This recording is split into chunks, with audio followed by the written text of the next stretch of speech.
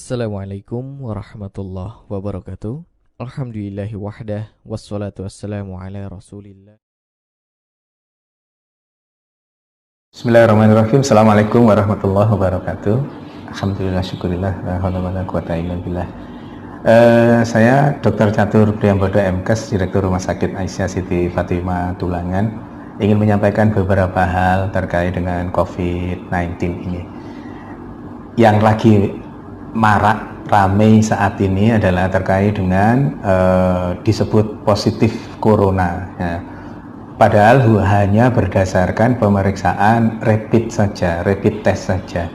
Bapak Ibu yang dirahmati Allah, rapid test itu hasilnya bukan positif atau negatif.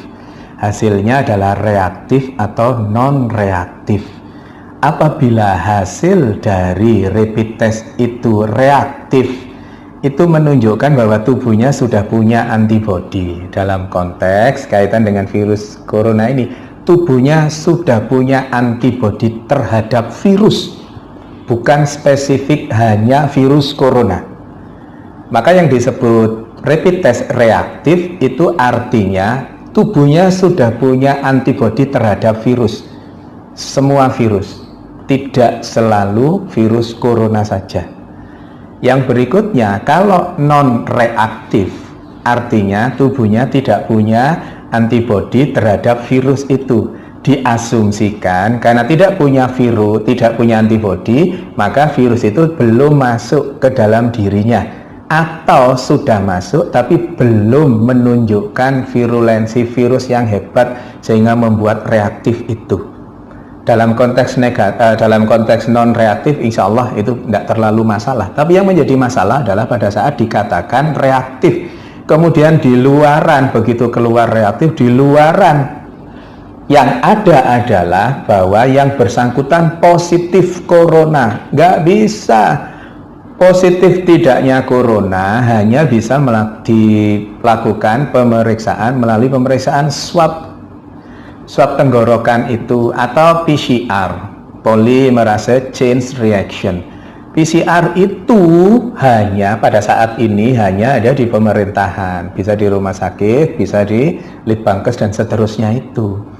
Maka selama belum ada pemeriksaan PCR, jangan pernah mengatakan seseorang itu positif atau negatif virus corona. Karena apa? Karena efeknya sangat dahsyat.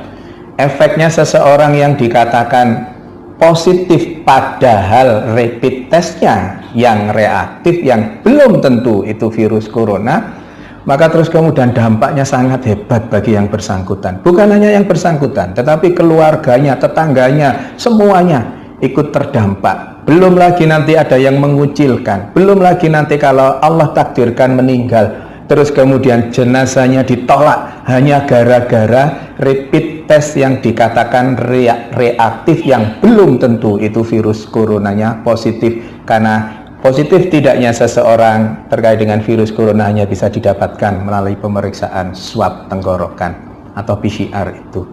Maka Bapak Ibu yang dirahmati Allah, jangan mudah-mudah mengatakan bahwa seseorang positif corona, karena pada kondisi pandemi COVID-19 ini hal itu sangat sensitif.